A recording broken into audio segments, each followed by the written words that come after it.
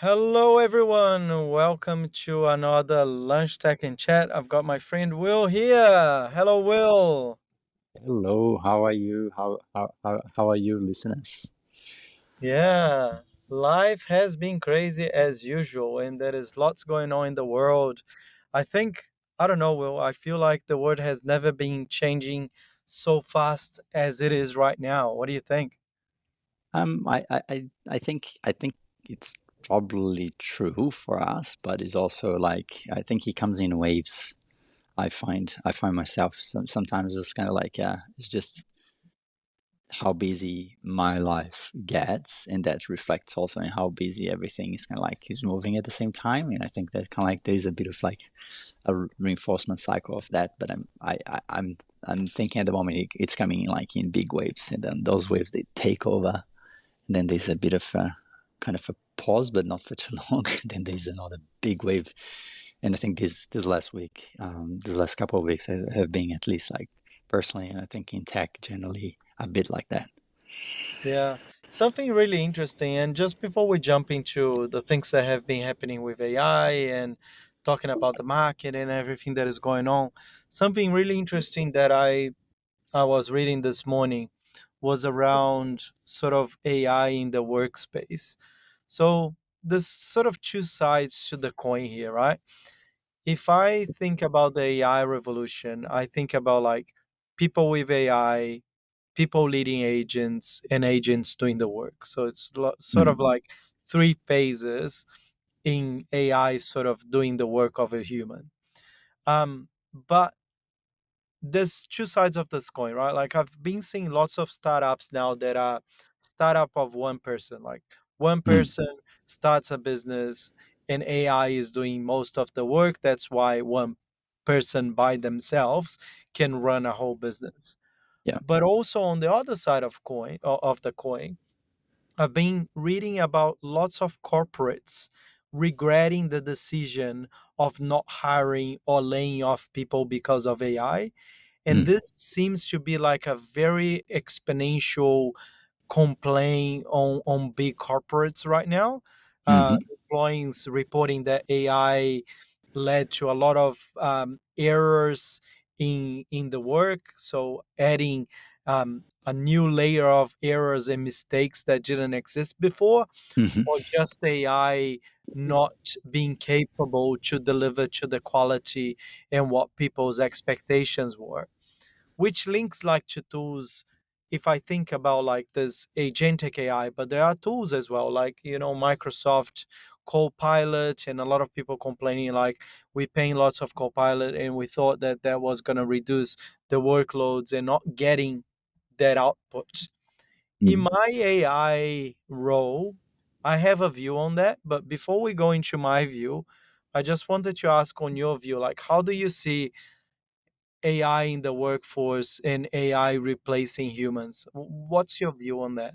So the way that I'm actually kind of like I'm taking that, again I think we've covered that a little bit like in previous conversations where I'm a huge believer now in a small number of fast moving teams or small groups of people kind of like collaborating to do things, because now they have like an immense capability tool set to do it, which I mean, I don't think in anyone's lifetime they never had that at their disposal, right? So when when I when I look at the difference between that or like the one, like you said, like the one man band kind of like team, one man kind of is essentially CEO, CTO, COO, etc., etc., etc., plus its agents.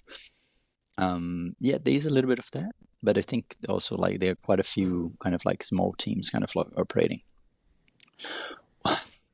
If I put my hat here, like my ex life, like when I used to work in corporate, and I look at that, like from a mentality perspective, I would say there's almost two directions here for the travel and the way that I would be thinking, kind of like ex banker, so essentially, if I think like from a banking perspective, right, I would think either these guys are going to get rid of me because they are automating all of these AI agentic workflows, or um, eventually, right, um, or the business is going to kind of like try to stall the development of AI. And I think from a person that is working inside a corporate, either of these possibilities, actually both of these possibilities are bad, because one is like you're not accessing the most advanced technology, and therefore you feel like you're falling behind. And on the other side is like, oh my god, when am I the next one to be chopped out? And if you are intelligent enough and smart enough, actually you're much more encouraged actually to go out and build your own startup. So I think that's where maybe some of the dynamic is playing, because the stuff that you're saying, like, oh no, they laid off, or people left, and they don't have like talent AI in the corporate. I think it's part of it is because of those people, because like they see a gigantic opportunity to jump into a market and develop a business, like based on their experience, especially the people that are a little bit more senior, right, in some of this business, because they know how the workflow actually works. They know how the business flow operates. So they use, if they use the intelligence plus a little bit of AI, they can do much better what the business was doing actually inside, and much more customized to a set of clients if they have connection to those. So if you're smart enough, why wouldn't you do that? Like, instead of, you know, essentially delaying your head being chopped at some point later in life by decisions of people for which you have no control. At least you take on control and you go and you kind of like you have some agency, right? And I think there's a little bit of like the dynamic that is playing out here. People that are going out on the AI, there's a lot of competition, but there's so much automation to be done that, to be honest, I think in the short run, there is a space for a lot of business to be created using AI, right? Yeah, I see AI a little bit like YouTube. You know how YouTube just sort Mm, of democratize people creating their own content and anyone consuming. It feels like AI is democratizing sort of sort of like you're saying your experience, your business, your ideas, because now mm. if you have an idea, you don't need to have loads of investment or a bunch of developers and like get vendors and create a massive amount of risk to build something, because you can just now using AI do a lot of that. If anything, if you need investment, and most businesses actually do need investment at some point in time, either from friends and family, or from venture capital firms, or whatever. The good thing right now is that before, where people kind of like were still doing pitches on MVPs based on an idea or something, now they can actually go straight into, here's a proof of concept, a working proof of concept. You can build track record, you can build the validation flow of it, and then you can go and actually raise capital already with a running, app or whatnot. Which, to be honest, before, a lot of people that weren't developers, they couldn't do that. They had to build all of the developer team and all that kind of stuff, and do a lot of what we call it in the startup ecosystem, like sweat equity. Essentially, they would be giving out equity for co-founders to build things alongside with them instead of any money, right, for a long time. And that's, people were kind of just betting on that future kind of like of the company raising money, and therefore they could actually eventually exit. But here, like, you could bootstrap something of an MVP pretty quickly, and then move on to the next stage, and then potentially hire, and then add a couple of like people in your team, and then scale together, with always with a piece of equity on it, because otherwise you don't attract people early. But also with some investment, because now you have like a working thing, and it's not only just a PowerPoint presentation anymore, it's actually a working product. And this has just changed the picture. So whoever is out there is not kind of like looking at those, the leaves, like the tea leaves around that, it's kind of is missing a huge point. Because I don't know. Of course, I'm biased because I don't work in corporate anymore. I work with corporates from the outside, but I don't work in corporate anymore. That for me, I just think it's a huge risk from a person to say like, just yeah, eventually some guys up in the hierarchy are just gonna kind of like, just cut your head because hey, you've done your job or whatever, or you automated the things for the others, and now it's your turn, right? Kind of thing, and you have no control over any of that stuff. Yeah. Like, I think thinking of the technology as per se, I don't think we are in the agent sort of doing the work by themselves, like the fully automated agents yet. no, I no, think we're not still yet. on No. the agent with a human.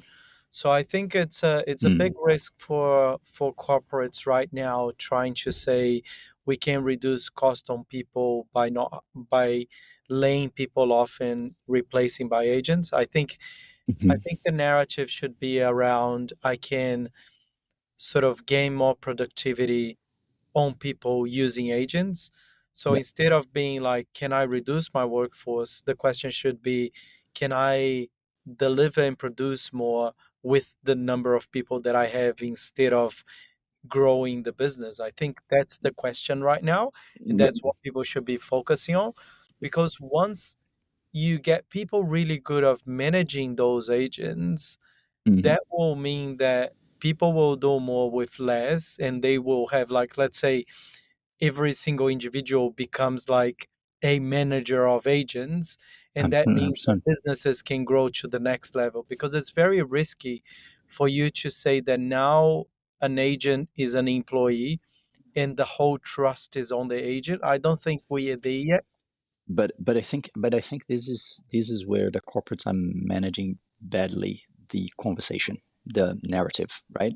Because they think that people live in a bubble, that they live inside the corporate and they don't read anything else outside of that bubble, where actually it's just not true because they don't control a narrative, they don't control information, right? So what it means is that actually all of these people are kind of like them, they are reading all of that kind of stuff, or another, 1,000 people here being laid off for whatever reason. Duolingo this week saying like, "Oh, we're getting rid of like contracts that used to be do translations for whatever." They're reading all of those tea leaves, and internally, the people internally not reading that tea leaves and saying like, "Hey guys, we're not at that phase. We want your brains. We want your things." So they're not even communicating about that stuff.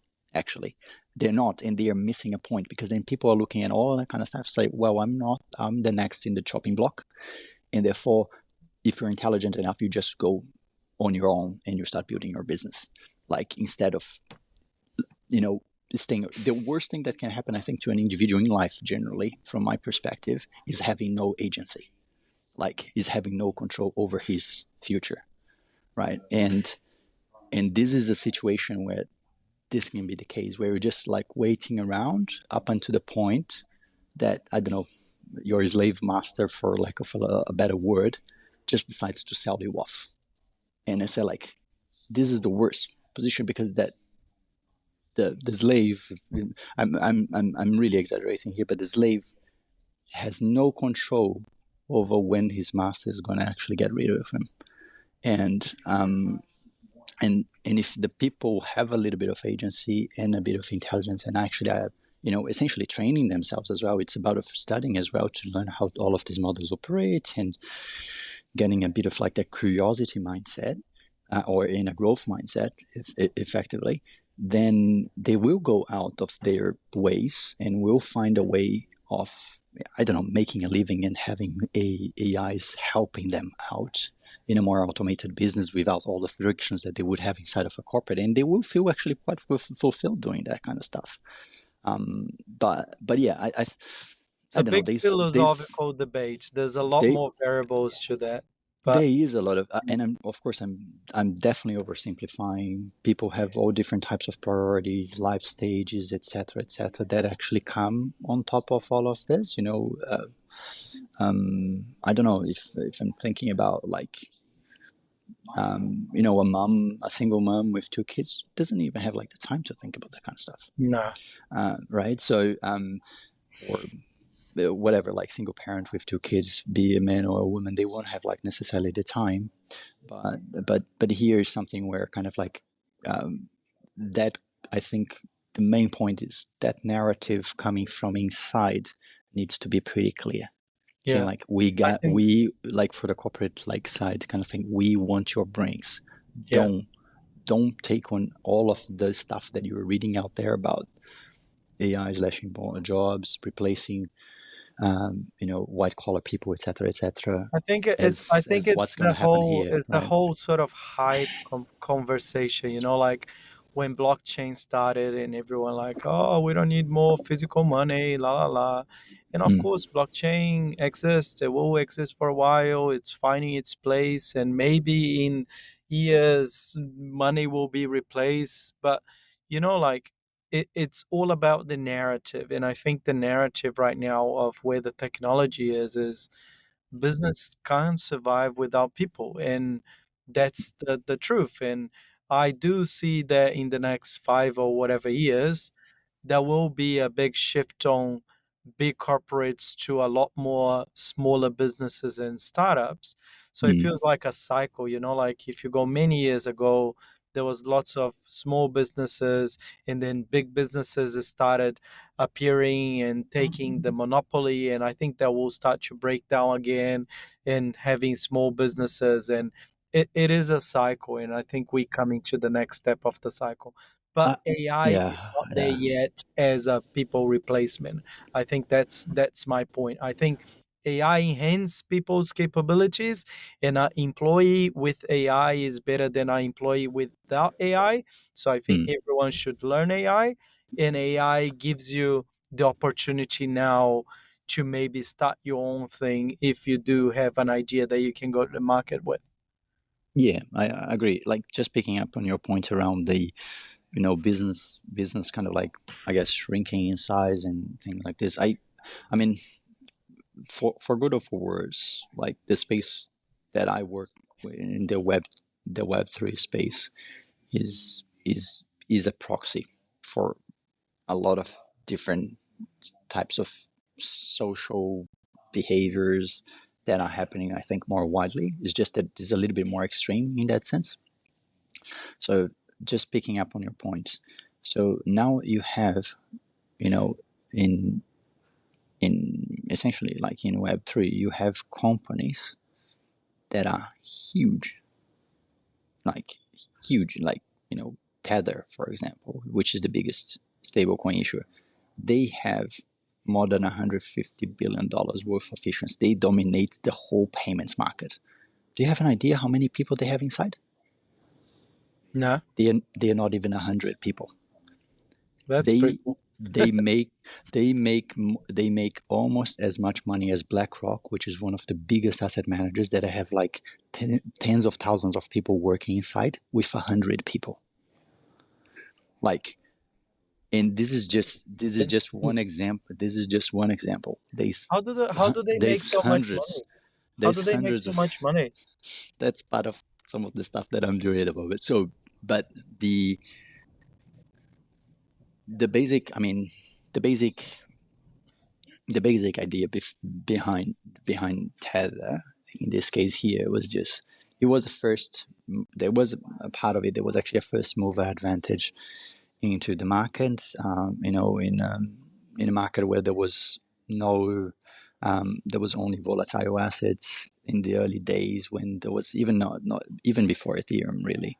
They came around and they provided, hey, we have a Web3 native Web3 native cash, where we all know that just Bitcoin is not going to be that. By that point in time, it was actually pretty clear that Bitcoin, the original promise of having Bitcoin as the peer-to-peer cash system, was not going to be the case. It's much more like a store of value. So essentially, kind of Tether came around and saying like, we can be that, and they were like essentially 4 to 5 years ahead of the very next competitor in that race. So they've been around now for about 10 years. And essentially, all that they were doing is kind of like, backing up the stable coin with assets that were generating value for which they were not passing that economic value onto their users, because the users were more than happy to just having access to something that was not volatile. So it was a win-win situation. Like, users are like, yeah, completely fine. I just want to have like a payment system that I can trade in that is non volatile. And Tether was like, okay, yeah, I'll give you the payment system, but I'll keep the profits. And that's essentially the business model up until today. But But what's the now it's a profit? huge. Is the profit the cryptocurrency that you exchange by the tether? No, it's the backing. It's the reserve. So they have a reserve of the stablecoin that is launched into the market. There is a reserve behind it. So like a fiat, essentially the off-chain part of it, which is essentially the investment into things like bonds, essentially, for like without going into the whole kind of like stack of what they have on their balance sheet, is essentially kind of like short-term bonds. And those short-term bonds, actually, especially over the last few years, they have been generating, 4 to 5% a year on yield, and on a yield basis, and because they have billions of dollars, 5% of billions and billions of dollars is still a lot of money, right? So essentially, they are like the BlackRock of crypto, in other words, with like a payment system. Yeah. And they're the main liquidity layer, the most liquid stablecoin across all of crypto, and people still don't know actually where their bank accounts are actually set up. They are now moving, I think, with the new Trump administration. They are moving to be a little bit closer to U.S. jurisdictions, and that probably will, I guess, clarify some of those things. But yeah, it's a business being run for 10 years, and they have barely 100 people actually working on it. That's crazy. That It's is crazy. crazy. And this is just a proxy. There's hundreds of teams like this in this Web3 space. So if I take that, my mental model, that's going to be the case for AI as well, I can see a lot of the pattern of where it's going. It's not going to be huge teams. It's going to be small teams that find a nice product market fit and scale it. And a lot of them will fail, but there will be some very successful cases. Yeah. That's interesting. That's really interesting. Talking about AI, just changing the topic a little bit. Um, there is there's a new model that is coming out. Well, a mode that is coming out on Google AI search. So Google is generating a new sort of AI generated answers index from Google's index. So that race of OpenAI searching, and then Hmm. Perplexity sort of started, is the one that is ahead of everyone else, and then OpenAI. So Google is investing a lot of that, and I think on the first initial sort of US users, um, the feedback has been great, and Google has been the biggest search engine for years and years. So I think they've got a very big possibility of winning that race or keeping being on the top of that race. So that's pretty cool. Yeah.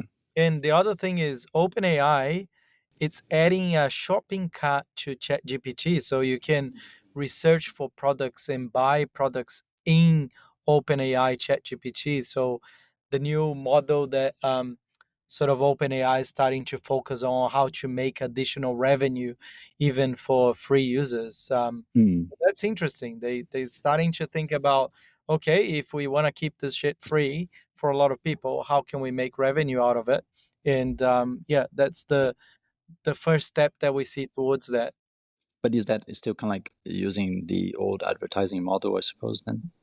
No, so I don't know how it's gonna work. Like I know um, they are enabling some users. Not everyone has access to it yet, but essentially, like let's say you go to ChatGPT and you say, "Oh, I'm looking for, I don't know, the cheapest vacuum cleaner in Auckland region XYZ. So it'll give me options. It'll give me features so I can compare products, anything using Mm, AI. And from Chat GPT, you can click on the product and buy it through Chat GPT. So yeah, I feel like OpenAI will just take a cut of that. yeah. Um, So and there's that's an how they're gonna advertise. make It's money. essentially kind of like pretty similar to the Google advertising model in that case, Yeah, instead of where like, being a cookie storing where the lead came from, I think it's just going to be direct. You buying direct from AI, and then OpenAI taking a cut off the sale or something like that. yeah, yeah, But that's interesting because if you think about how you use AI, like at least me, like searching for plane tickets or travel or anything, mhm. if Painful. now I It's can painful. buy from AI, and then a lot of the payment companies are creating AI agents. Imagine in the future where you just say like, buy me the cheapest ticket to Australia. AI agent on payment goes with the AI agent on search, find and just do the payment and buy stuff on my behalf. Oh, So it's like 100%. Yeah. having it's It's, like having a PA working for you, right? no, 100%. And so that's an area where I can see a lot of, so kind of like mixing a little bit like the two worlds here, where I can see a lot of like the Web3 kind of like will do that for sure, because there has been a lot of integrations happening between fiat and on-chain stable coins. And that's one area where they were kind of like essentially kind of like if people have essentially kind of like funds in a wallet, imagine like Wise like Mhm. or Revolut like kind of like payment processor.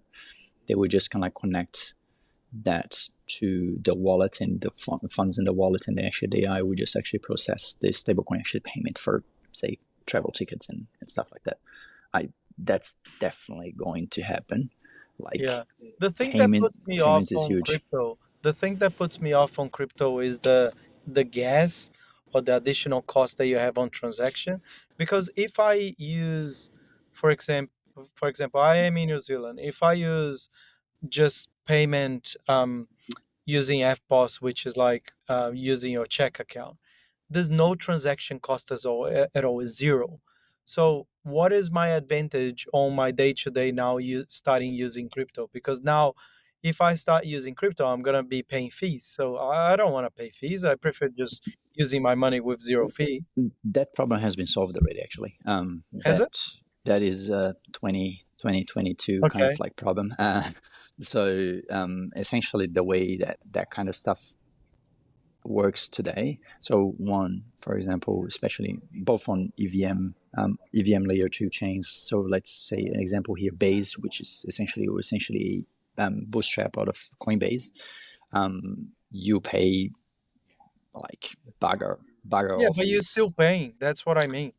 No, but there's more structure in there. So now, since the last about a year, a little bit more than a year ago now, you have a whole architecture where you have what we call like payment masters, where the developer or the builder of a particular kind of a stablecoin can subsidize actually the payments of the fees on behalf of the user as a traditional cash payment system actually operates already. And therefore, the user essentially pays no fees. Is actually the developer on their side actually they're subsidizing actually working But on the market actually to why pay. would the developer pay the fee? If there's a lot of people using, the developer would spend a lot of money on the fees. No, if you're big like Circle, if you have like $60 billion worth of stablecoin issuance, it's actually great for you actually to subsidize that, but your ecosystem actually just grows from there. Yeah. So and traditional payment companies now being quite close to some of these big payments, Web3 payments, they are more than happy to subsidize that because that grows their market capitalization and their ecosystem reach. This is just we're talking essentially kind of like about cents, which actually payment companies already do. So like merchants and so on, they pay 3% transaction fees on a post and all that kind of stuff. It's just that it's actually abstracted away from the user in the traditional payment system. Here, it's actually Well, even lower costs. they don't pay on FPOS. They pay on credit or PayWave or other things. FPOS, like for example, in New Zealand, is free. I know other countries, like in Brazil, for example, they Pix, pay yeah. per transaction even on check account. So checking credit doesn't make much difference. But I, I, I think I'm just trying to make the point that for some countries and for some people, it still might not make sense because you don't see the advantage Mhm. on day-to-day usage. I think that's the only point.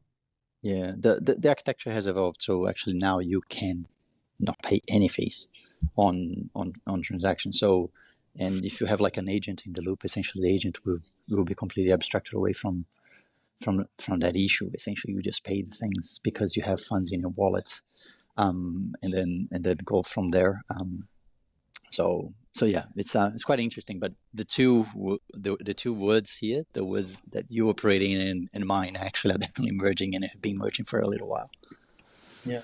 So the other thing that is nice to raise is or to talk about is Meta is trying to use a little bit of the DeepSeek strategy and sort of turning into a ChatGPT front end interface, Mm. using all the great open source stuff that they have been doing.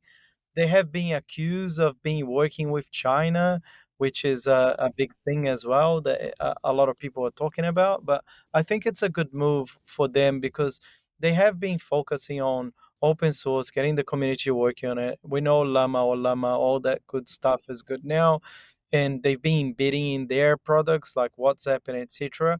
But I think shifting towards like a chat bot that people can use and maybe even for free because the model of Meta is free for users and not paid. I think it could be like a big game changer for us as people using it, but also for OpenAI because they have different ways of revenue on selling your data or even Yeah, giving advertisements. So yeah, so I yeah, think it's a good move for Meta. yeah, yeah. That part. I have a team, a startup team that I know that they've been essentially building. I think maybe a use case that could even actually fit into that, for Meta, trying to find like different sources of revenue where they essentially take expertise from agents and the data on which some of the data, the context on which some of the agents are trained, and then they create a marketplace for that data, which people can essentially just buy and sell from that marketplace. So imagine here, you say you build a startup, you build a lot of knowledge in terms of managing a company, startup operations. There's a lot of stuff actually that you have to do as part of that process, all the way from accounting to tax and everything in between. And you build a level of expertise because you've done that. Maybe you're a multiple exit founder or something like that. And then imagine if you could sell some of that expertise almost as a royalty or as a license to other startup founders that are much earlier in their journey.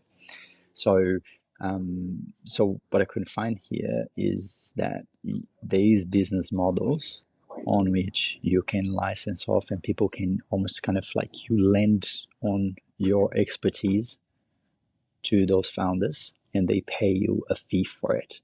Whereas these baked on years of experience would take you a lot of research and a lot of agents to get to the same level. And so there's a startup that I didn't know that is essentially kind of like building some of those context models in a marketplace for it. It's pretty exciting to see that those developments are actually happening with That's with cool. agents with agents because then instead of like having just people prompting stuff the whole day long, they can leverage good successful context as a benchmark for them to just repeat a lot of the patterns of startup creators, really, because to be honest, a lot of that stuff, can be customized for a business, but a lot of the business operations activities, they're pretty much the same. Everybody pays taxes, everybody needs to do accounting reconciliation, everybody needs to do a lot of the same things every single month and every single kind of like year. So that removes a whole bunch of the friction. So actually, the founders actually can really focus on the mode of what their product is for the market instead of all of that operation stuff. Yeah. And something cool that I have been seeing as well is that um, on year over year, and in the last year, chatbot traffic has grew 80%, meaning that a lot more people are using AI via chatbot front ends. Mm. That is like, um, I think it puts, I think it puts search on a trail behind of like 34x or something like that. So Yeah, it means that more people are using AI now than search engines. And this is quite a big shift, isn't it? Like it's people huge. used It to do is everything huge. in Google. Yeah, I mean, and and the quality is just improving so much. I think from so if you are not nowadays a life learner, and most people kind of like their working knowledge industries are life learners in some capacity, right? Because they have to keep up with whatever is relative to their jobs, to their industry. This has become so much better. Like just being able to learning something new every single day and keeping your brain active, and I think this is huge. Like I, I personally kind of like have never kind of learned at the same speed that I'm learning things now, even things that I wasn't necessarily subject matter expert before. Like and things that was just like those things that you would accumulate in a pile. Oh, one day I'll touch on it. One day I will do it. Now it's like no, I will do that today. And this is yeah, this is just amazing. Just just really really great. I think from from I don't know. I feel excited when I'm learning stuff personally. Um, always have been. So when I see that kind of development and how those LLMs are becoming so good at doing that crunching, you can just uplift yourself so much. I don't know, like that's I'm seeing things in a very positive way actually in terms of the LM, how they are gonna go in the long run. I don't care, don't control that stuff. What is happening right now? What is happening right now? It's is very positive actually. Yeah, it's very exciting the world that we are on. I think as the population of the world decreases, AI and robots will help a lot on that. Just Mm, keeping, you're going to have a lot of old people, not so many young people. You don't mm, want the old people working. They won't want to be working. mm. At some That's right. point of my life, I will want to be retired. We're not going to have as many young people to provide value, money, and even build, Mm. things that old people need. So we need to cover that gap. It's changing from a triangle to an upside down triangle. At some point, the old people will die, the population of the world will decrease, and that's when the problem will happen because Yeah. everything will be automated and those people will very likely be out of jobs. So, yeah, so that's the scary part of the future. I think it's going to take another maybe 2 generations, or a little bit more. I don't know. Let's see. But when Yeah. that happens, um, that will be a new future. And either we'll go back to, Greek time where people didn't really have to work and they will focus on arts and things that they like in life, Mm. or something new will be created that will create a new set of jobs that robots and AI won't do it. I don't know. Let's see what the world expects. But I feel for now and for the near future, where there's more older people and less kids being born, it's a good thing. AI Yeah. is a To be honest, I think we probably I read I've seen that kind of like that type of thinking a lot, like in the last little while. When fertility rates are dropping all over the world, everything kind of like AI are gonna produce, consume, do all that kind of stuff for us. Maybe I tend to think on the other way actually. The people that are going to be young and working for everybody else in a way, they are going to be, it's going to be required for them actually to be at such a level of not only productivity but intelligence. Oh I yeah, think hell yeah. that is going to be something that will be very, very different from anything. And I think people will almost get to that realization that right now in a lot of countries that kind of like that kind of like immigration mentality where it's like, immigration is not good and all that kind of stuff.